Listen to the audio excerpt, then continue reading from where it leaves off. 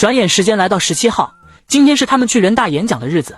对于人大的学生来讲，领导或者各界名人来演讲，所以当林浩他们进入候场区的时候，礼堂内已经满满当当坐满了人，粗略扫一眼，应该是不低于1000人的。演讲的排序之前就已经定好的，不知是有意还是无意，反正林浩被安排在了最后一个。随着时间来到9点钟，校领导上台发言，连着几遍掌声之后，第一位演讲者登台。林浩也听过他的介绍，叫陈新文，来自大西北，身上带着典型西北汉子的风格，算是除了林浩外最不紧张的一位。宽大的身躯站到演讲处，先将演讲稿放在小台子上，这才开始。尊敬的各位领导、师长，亲爱的学生们，我叫陈新文。底下掌声结束，正式的演讲也开始了。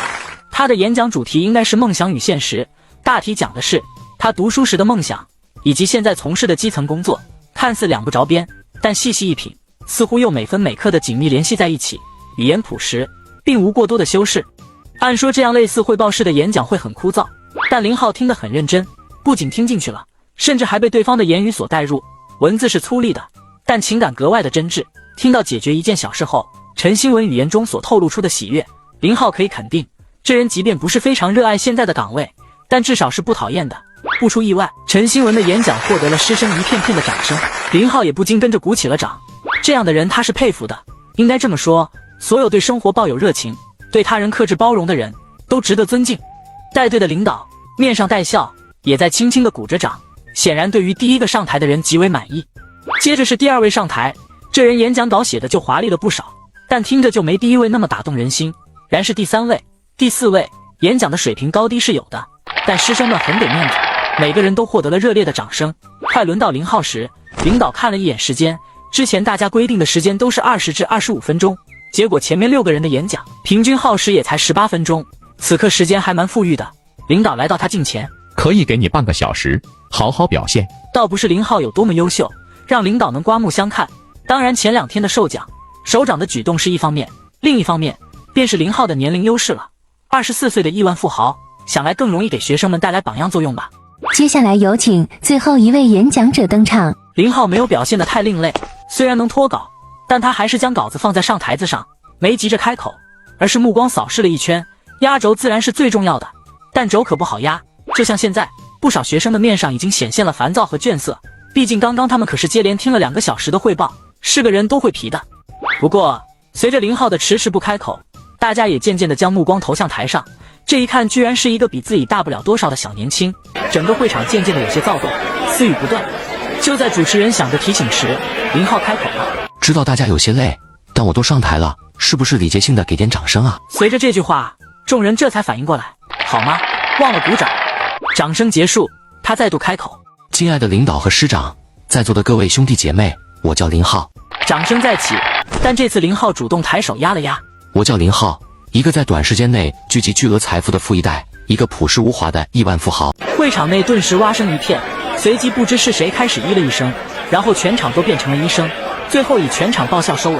昨天有个朋友问我，林浩，你说说你到底有多少钱？他没有采用汇报式的演讲，相反更像是单口相声，这种新颖的方式再加上话题的吸引力，顿时让学生们进入了他的节奏，就连底下前排的师长们也被他的话头引起了兴趣。我说我也不知道。他又问我，那有10个亿吗？听到这个数字，底下学生们再度挖的一片，这年头的10亿身家还是蛮唬人的。我听后大惊，然后看了一眼自己银行卡上的余额，还好我还没有破产。学生们一怔，然后再度一声一片，他娘的，太气人了，剩10个亿就算是破产了，那自己算什么？好了，炫富阶段结束，吹牛告一段落。众人再度大笑。步入正题，领导让我给大家分享，其实我也不知道说什么，或许有少部分学生会羡慕我，但我说实话，我同样羡慕你们，我也想有一个完整的大学时光。每个人的起点、人生轨迹是不同的，理想更不同，我们很难去评断某个人比某个人更成功，我只能和大家分享一下我对金钱和生活的态度。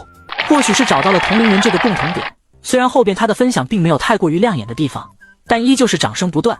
林浩说得很清楚，金钱是服务于生活的，而在这其中，理想2字则是平衡的产物。人不能是2极管，说为了赚钱，那就一心钻到钱眼里；说要好的生活，那就直接选择躺平。在这期间，理想就是很好的促进剂，不仅是物质上的平衡，同样是精神上的。他说的比较抽象，但相信大部分学生是能理解的。结束演讲，他鞠躬下台，领导笑盈盈的道：“说的不错。我就怕您说我开头那段是胡闹呢。”哈哈哈，都是年轻人嘛，换一种方式表达也显得亲近些。好了，准备一下，几分钟后要上台接受学生们的刁难。林浩喝了点水，对于提问，他想的是得尽量保持低调，不再轻易发言，当个小透明就好。但事与愿违，等到上台之后，第一个问题就抛向了他。林先生，我想请问一下，您似乎对自己目前取得的成绩颇为自得。今天您站在台上，是向我们表达读书无用论吗？果然够犀利啊！林浩看了一眼旁边陪同坐着的校领导，对方浅笑看着他，这是大学，而且是人大，所以言论上会更自由和激进些。这样的问题，校领导自然不会喝止，也想听听林浩具体会怎么作答。既然没人制止，林浩也不再犹豫，拿起了话筒。我想这位同学可能曲解了我的意思，相反，在我看来，一个人如果不再学习，那就代表着死亡。长篇大论你们比我懂得多，我就从我的经历的来说吧。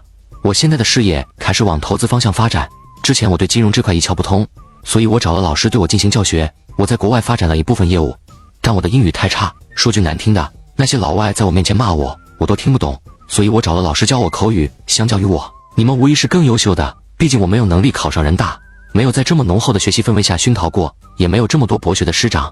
最主要的是学习的成本不高，我让人单独上一堂课就得几千块。第一个问题算有了交代，结果立马就有一个男生问了第二个，对准的目标还是林浩。这也难怪，对于学生们来讲，另外6人几乎全是体制内的，问他们怎么为人民服务，自然没有窥探一个亿万富豪更有意思些。